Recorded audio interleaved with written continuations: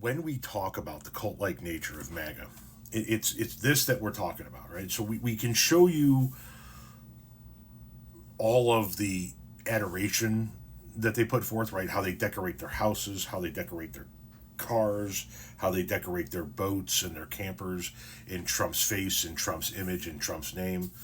We can show you how they make their church services about Trump. We can show you how they make their weddings about Trump. We can show you how they make their proms and their graduations about Trump. We can show you how they make their Christmases and their Easters about Trump. They show it themselves. We can show you all of these things. But in my opinion, the true measure of the cultism comes into, would they be willing to continue to support Donald Trump if Donald Trump's policies had an adversely negative effect on them personally, them or the people they love, in this case, them personally. You guys know who this person is. This is the West Virginia Oath Keeper. It's somebody that I've been having engagement with on this platform, on multiple platforms, for quite some time.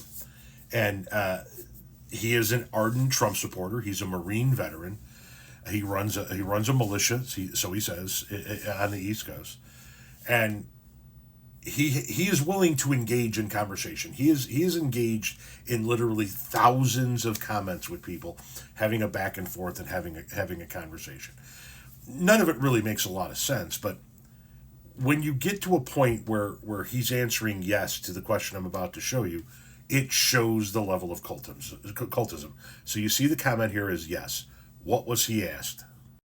He was asked, so even if you yourself lost most or all of your VA benefits, your veterans benefits, you would still defend Donald Trump. Am I understanding you correctly? And you can see his response. Yes.